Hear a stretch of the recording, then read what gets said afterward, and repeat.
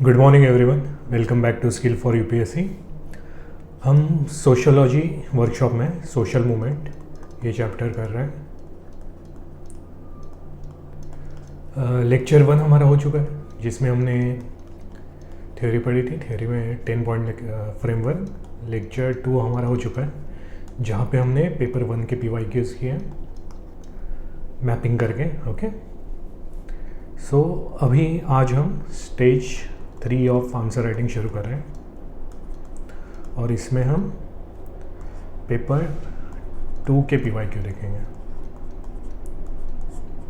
Okay, सो PYQ start करने से पहले एक पेपर 2 में एक बात है जो जानना ज़रूरी है।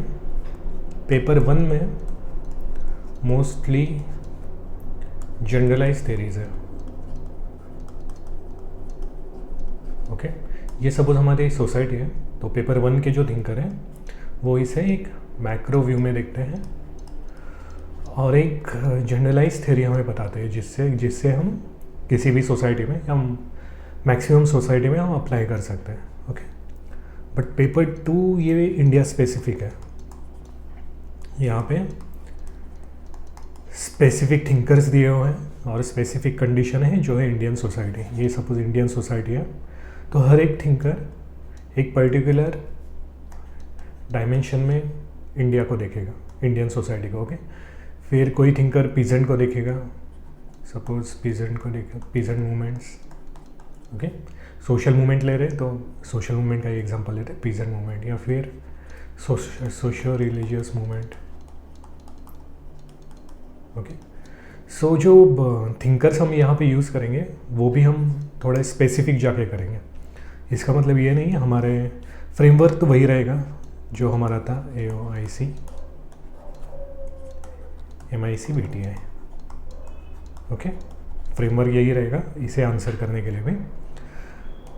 इसके अंदर थिंकर भी वही रहेंगे।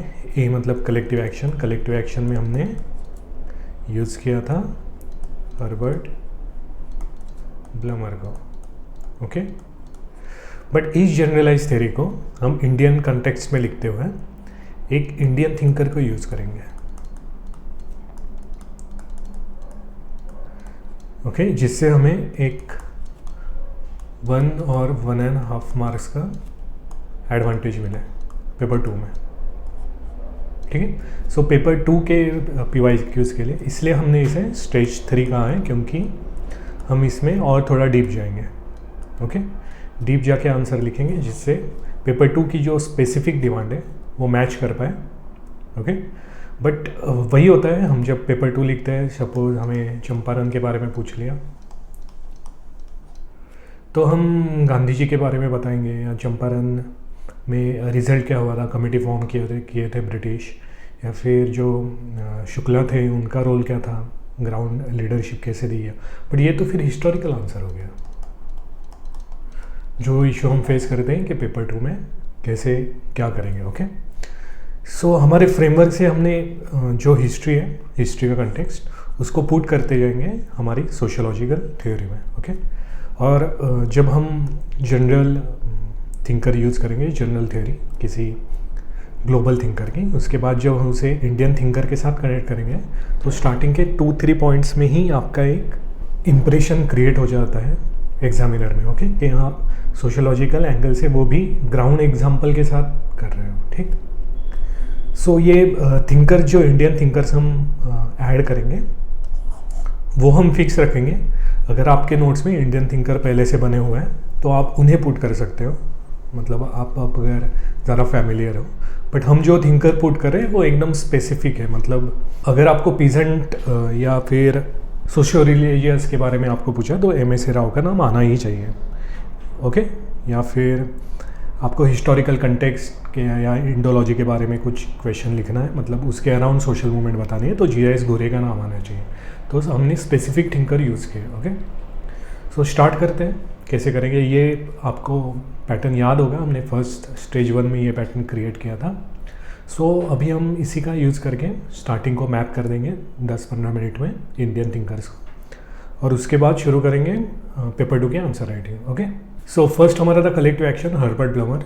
डिससेटिस्फैक्शन टू कलेक्टिव एक्शन, और ये फर्स्ट बिल्डिंग ब्लॉक है हमारी सोशल मूवमेंट का। सो हम यहाँ पे यूज़ करेंगे G.S. घुरे। सो ब्लमर की थ्योरी के साथ हम यूज़ करेंगे G.S. घुरे, इंडोलॉजिकल अप्रोच, जो फादर ऑफ सोशोलॉजी भी कहते हैं जिन्हें। और दूसरे हम यूज़ करेंगे A.R. Desai, Marxist. Okay, but इसमें स्पेसिफिकली G.S. घुरे, हमें इतना तो मैं मान के चलो आपको आइडिया है G.S. घुरे का अप्रोच था वो इंडोलॉजी था। इंडोलॉजी मतलब टेक्स्ट व्यू, वो मतलब टेक्स्ट को एनालाइज करके सोसाइटी कैसे बिहेव करी है वो जानने का ट्राई करते थे, या वो स्टडी उनकी थी। ओके, सो G.S. घुरे, जब भी आपको कोई सोशो रिलीजियस मूवमेंट पूछेगा, ओके, ब्रह्म समाज, आर्य समाज, ओके, सती, तो आप G.S. घुरे को यूज़ करेंगे ब्लमर के साथ। और अगर आपको इकोनॉमिक मूवमेंट पूछा, इकोनॉमिक में आया आपका, एक तो आया पीजेंट या फिर ट्राइबल, दोनों में A.R. देसाई को मैप करना अच्छा रहेगा। ठीक, सो इसे हम एक जर्नल फ्रेमवर्क में बताता हूँ कि कैसे करेंगे। आप पहले ब्लमर को लिखेंगे, मतलब सीक्वेंस ऐसा नहीं बट एक जर्नल आप ब्लमर को लिखे हुए, उसके बाद एक इंडियन थिंकर को ब्लमर की थ्योरी के साथ हम मैप करेंगे, और उसके बाद उस मूवमेंट का कंटेक्स्ट बनाएंगे कि कंटेक्स्ट कैसा था वो बताएंगे। ठीक है, सो फ्रेमवर्क यही रहेगा। फर्स्ट आपका कलेक्टिव एक्शन होगा। सो इसे हम ऐसे लिख सकते हैं, Blumer link shared dissatisfaction to mobilize, okay, while suppose हम पहले इकोनॉमिक मूवमेंट देख रहे हैं, peasant tribal, while A.R. Desai traces this unrest। ठीक है, देखिए आप क्या किया, हमने ब्लमर की जनरल थ्योरी बता दी कि ब्लमर ने कहा था शेयर्ड डिससेटिस्फैक्शन टू मोबिलाइजेशन या कलेक्टिव एक्शन हो जाती है। अब जो हम आगे बोले कि A.R. देसाई ने ये जो डिससेटिस्फैक्शन है उसे ट्रेस किया इंडियन कंटेक्स्ट में। ठीक है, so A.R. Desai trace this unrest to colonial capitalist transformation in modes of production relation। Okay, modes of production, ये हमने मार्क्सिस्ट वर्ड यूज़ किया। ओके, इसके नोट्स बनाने बहुत कंपलसरी है पेपर 2 के, क्योंकि यहाँ पे हम जो वर्ड्स यूज़ कर रहे हैं वो एक निचोड़ है थ्योरी का। फॉर एग्जांपल हमने यहाँ पे बोला while A.R. Desai traces this unrest to colonial capitalist transformation. Okay, ये वर्ड ऐसे ही नहीं आया।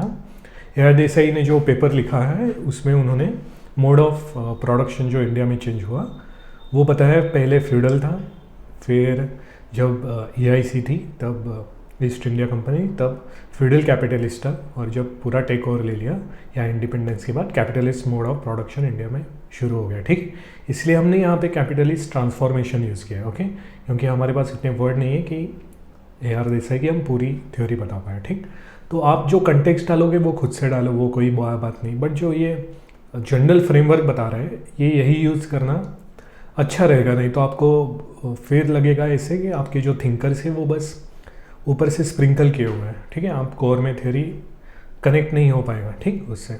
सो ये हो गई हमारी ब्लमर की थ्योरी। ये हमने देखी इकोनॉमी के लिए, कलेक्टिव एक्शन इकोनॉमी में अगर आया इकोनॉमी बेस तो कैसे करेंगे। अब इसी को हम घुरे में कैसे करेंगे यूज़। सेम वर्ड्स तो सेम यूज़ करेगा। देखोगा आपको एक ही मूवमेंट आने वाली है, ऐसे नहीं कि 2-3 मूवमेंट्स आएंगे। तो आप एक फ्रेमवर्क पहले से बना लो जिन वर्ड्स में आप लिखने वाले हो। ओके, बार बार प्रैक्टिस करके छप जाएगा फिर दिमाग में। ब्लमर लिंक्स शेयर्ड डिससेटिस्फैक्शन जो हमने लिखा था टू मोबिलाइज या to collective action, while G.S. घुरे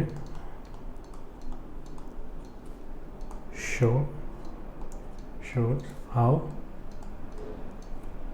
हम जी.एस. घुरे को यूज़ करें सोशो रिलीजियस मूवमेंट में। क्यों? क्योंकि जी.एस. घुरे जो एंशियंट टेक्स्ट था हिंदुइज्म का, उससे एक्सट्रैक्ट कर रहे हैं information. Shows how caste hierarchy and ritual dominance. Okay, ये हम जनरलाइज देख रहे हैं फ्रेमवर्क। तो जब आपको कोई मूवमेंट पूछेंगे, फॉर एग्जांपल सती के बारे में पूछ लिया, तो आप यहाँ पे हाउ कास्ट हायरार्की नहीं डालेंगे, बट रिचुअल डोमिनेंस या फिर जेंडर इम्बैलेंस ऐसे लिखोगे, ठीक, और कंटेक्स्ट डालोगे उस मूवमेंट का। वो हम करेंगे आंसर राइटिंग में। अभी जनरल देख लो आप। Okay, generate socio religious discontent driving reform movement। Okay, so हमारी फर्स्ट में कलेक्टिव एक्शन ब्लमर के साथ हमने देखा, एक तो जी.एस. घुरे या ए.आर. देसाई, दोनों में किसी को हम मैप कर देंगे, ठीक। सो नेक्स्ट हमारा होगा ऑर्गेनाइज एफर्ट्स। ऑर्गेनाइज एफर्ट्स में भी हम सेम करेंगे जो अभी किया। ऑर्गेनाइज एफर्ट में हमने थ्योरी देखी थी टिली की। टिली ने कहा था कि efficient utilization of resources is essential to sustain movement. Okay, वही हम यूज़ करेंगे। सो यहाँ पे भी सेम एक सोशो टिली में हम, और एक ये बात, अगर आपको मतलब कुछ समझ में ही नहीं आ रहा है, तभी आप एक क्वेश्चन में दो थिंकर्स यूज़ करोगे, मतलब एक ही थिंकर दो जगह पे यूज़ करोगे, नहीं तो आपके थिंकर्स अलग अलग होने चाहिए। ऐसा नहीं कि रिपीटेशन शुरू है, ठीक। सो टिली में जब हम सोशो रिलीजियस मूवमेंट देखेंगे तब एम.एस. राव को यूज़ करेंगे सोशो रिलीजियस में।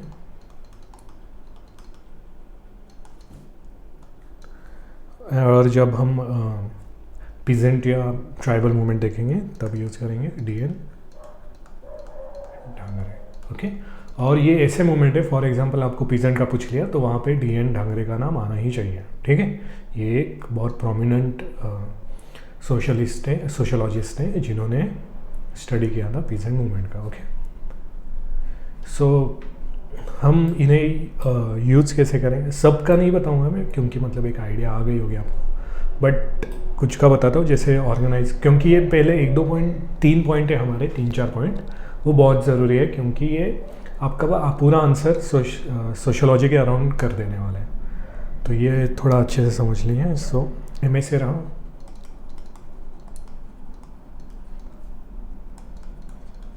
Provided an empirical anchor। ओके, स्पेसिफिक कर दिया थियरी को हमने to Tilly's resource mobilization theory. Okay, by showing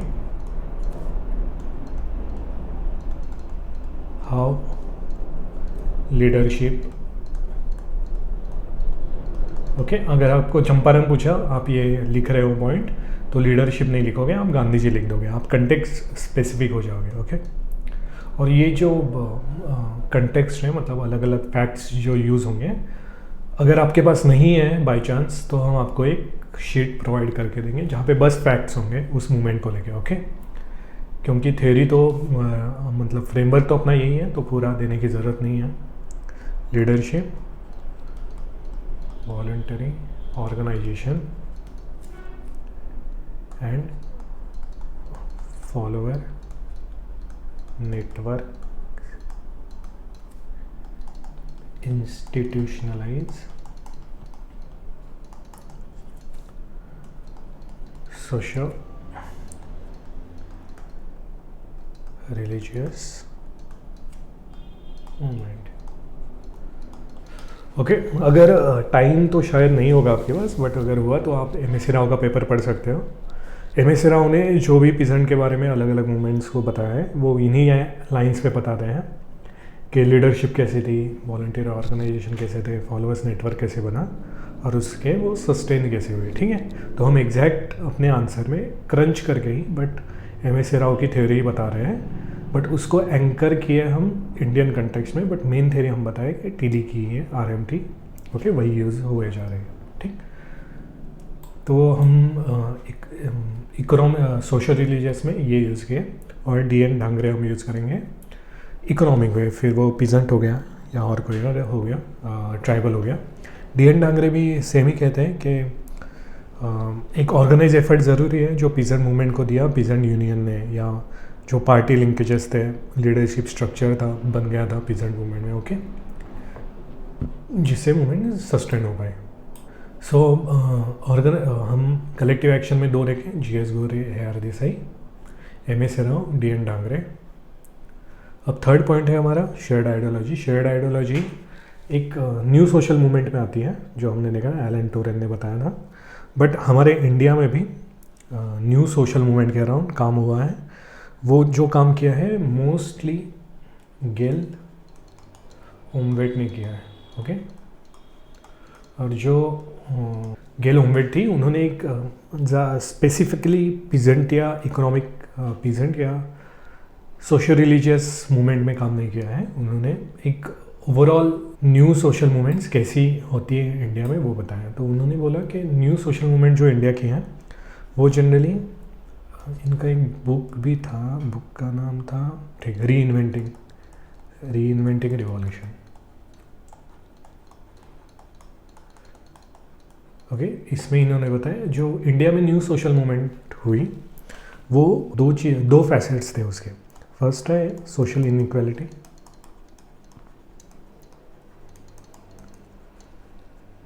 और अनइक्वल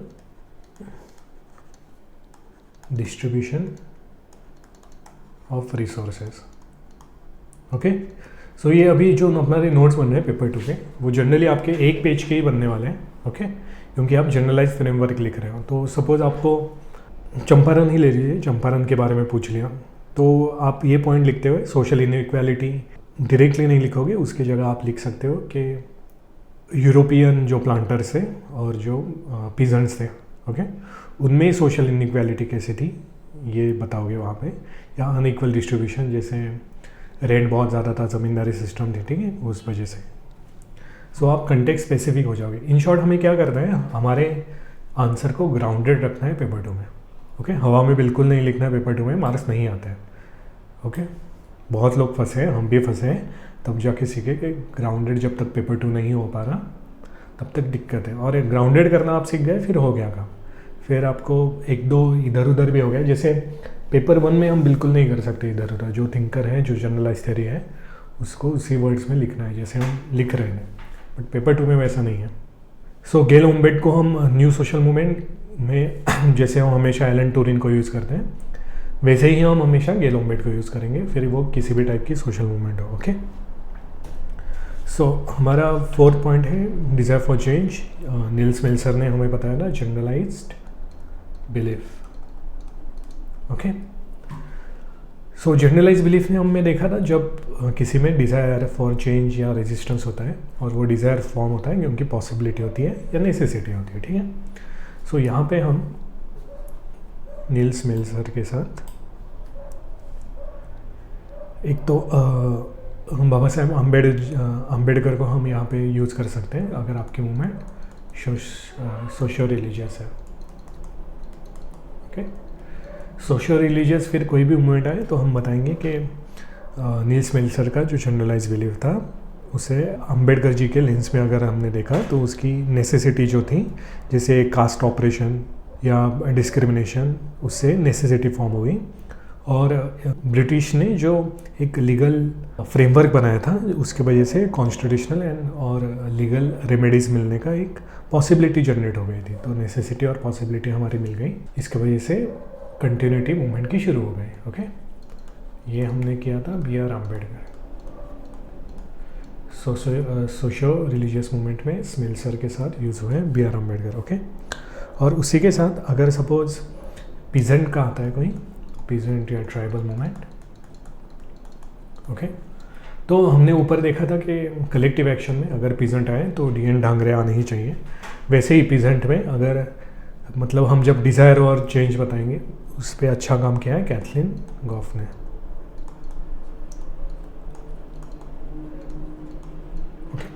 कैथलीन गॉफ ने एक एक्सटेंसिव स्टडी की थी ब्रिटिश पीरियड टू 1970 तक, और उन्होंने टोटल ऐसे 77 अपराइजिंग बताए थे। ओके, सो 77 अपराइजिंग जो हुए थे वो एक कंटिन्यूस पैटर्न शो करते हैं और मतलब वाइड स्प्रेड थे पूरे इंडिया में, जिससे हमें पता चलता है कि डिज़ायर टू चेंज फार्मर्स में था, फार्मर्स पीजेंट में या ट्राइबल्स में। और डिज़ायर फॉर चेंज जब होता है तब हमने देखा था जनरलाइज बिलीफ बढ़ जाता है और उससे सस्टेनेबिलिटी बढ़ती है किसी भी मूवमेंट में। ठीक है, सो पीजेंट में हम यूज़ करेंगे कैथलीन को, सोशियो रिलीजियस में करेंगे B.R. अम्बेडकर। ओके, और use of non institutional methods में भी हम डाल सकते हैं कोई थिंकर, राइट। बट हमारा काम वही है, नॉलेज स्टफ करना बिल्कुल नहीं है इस वर्कशॉप का। तो हम एकदम प्रैक्टिकली जा रहे हैं। आपके जो 4 पॉइंट है वो आपके 1 पेज और दूसरे पेज में 25%, इसमें आपके चारों आ जाएंगे। उसके बाद ना आपके पास उतना टाइम होगा और ना ही स्पेस होगा जहाँ पे आप ऊपर के पॉइंट जितने अच्छे से आपने एक्सप्लेन किए उतने आप आगे के नहीं कर पाओगे, तो यहाँ पे थिंकर्स भूल जाओ। ओके, नॉन इंस्टीट्यूशनल के बाद हमने पेपर 1 में भी ज़्यादा थिंकर नहीं डालेंगे, पेपर 2 में भी नहीं डालेंगे। सारा सिंपल सा पॉइंट है, आपको बस उस मूवमेंट का एकदम कंटेक्स्ट में एग्जांपल लेके बताना है कि नॉन इंस्टीट्यूशनल मूवमेंट्स क्या क्या मतलब मेथड्स क्या क्या थे। For example Satyagraha, non cooperation movement, या फिर हंगर स्ट्राइक, या टैक्स नहीं देंगे, ये हुआ था ना पोल टैक्स के खिलाफ, तो वही सब हम यहाँ पे लिखेंगे और आगे बढ़ जाएंगे। ठीक, सेम जाएंगे कलेक्टिव आइडेंटिटी के साथ। कलेक्टिव आइडेंटिटी में यही बताएंगे कि जो प्रीजुडाइज था वो डिसॉल्व हो गया। लीडर का अगर नाम हो तो वहाँ पे कोई लीडर का हो, जैसे हमने गांधी जी का देखा था कि गांधी जी की वजह से जो प्रीजुडाइज था, कास्ट है, वो सब खत्म होकर एक नेशनल आइडेंटिटी फॉर्म होना शुरू हो गई।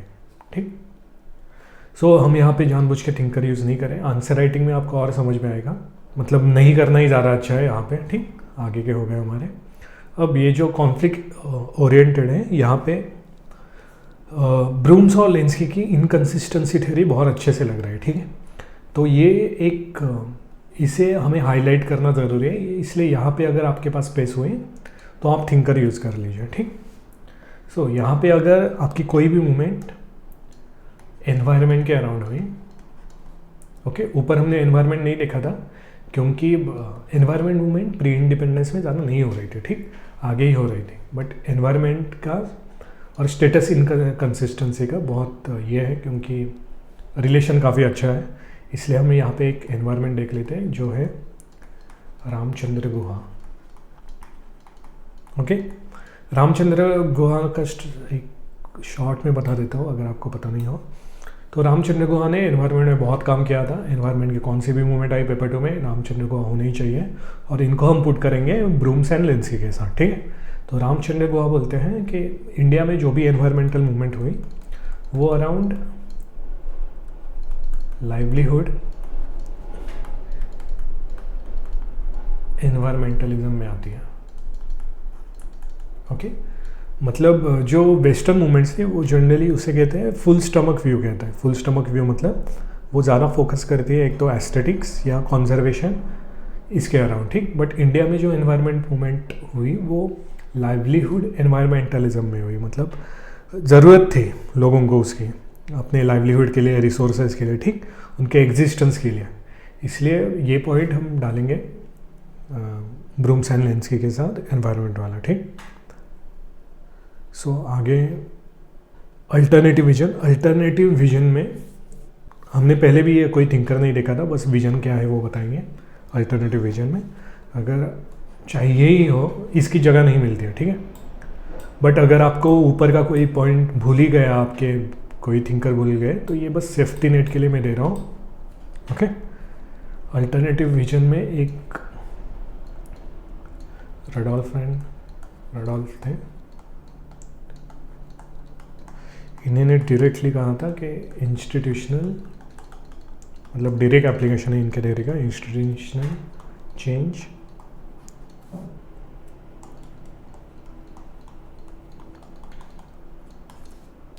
Change perspective. ओके, इसमें ये कहते हैं movement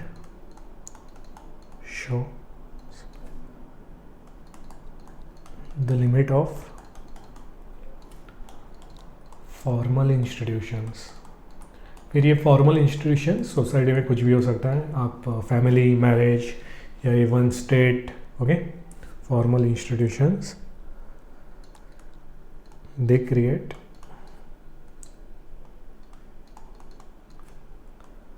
alternative social political space. Okay, for example आप चंपारण का ही ले लीजिए, जो उसके बाद अवध किसान सभा बनी थी, वो एक पॉलिटिकल अल्टरनेटिव पॉलिटिकल स्पेस था। ठीक है, सो रडोल्फ एंड रडोल्फ का हो गया, आप अल्टरनेटिव विजन में यूज़ कर सकते हैं, क्योंकि इन्होंने डायरेक्टली बताया था कि जब फॉर्मल इंस्टीट्यूशंस का लिमिट आ जाता है, मतलब वो काम, मतलब आपकी जो आईजीजी है वो कंप्लीट नहीं कर पाता, इंटरेस्ट, गोल, ग्रीवेंसेस, तब एक अल्टरनेटिव सोशल या पॉलिटिकल स्पेस क्रिएट हो जाता है। ठीक, उसके बाद टेम्पोरल कंटिन्यूटी +1 ही यूज़ करेंगे पेपर 2 में भी, जो हमने लिखा है भाई, no more thinkers and all. And impact में हम यूज़ करेंगे डेविड एबरले, जो हमने देखा था डेविड एबरले का reformative, revolutionary, alternative and redemptive. ये ठीक है कंक्लूजन के लिए, इसमें कोई दिक्कत नहीं है।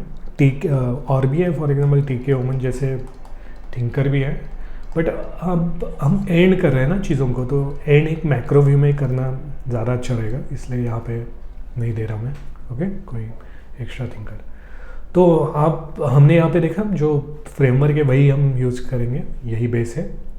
ऊपर बस हमने हर एक थिंकर के साथ, क्योंकि ये एग्जामिनर बॉडी शुरू करते ही ये पॉइंट सब देखने वाला है, तो ये पॉइंट को हम लाइटली नहीं लेंगे। ओके, 1-1.5 मार्क का जो साइकोलॉजिकल इम्पैक्ट हम क्रिएट करने वाले हैं अपने कंटेंट के साथ, वो यही पॉइंट देंगे। ओके, सो अब शुरू करते हैं आंसर राइटिंग पेपर 2 का। ये हमारी स्टेज 3 है, इसलिए हम ज़्यादा माइक्रो जा रहे हैं। ओके।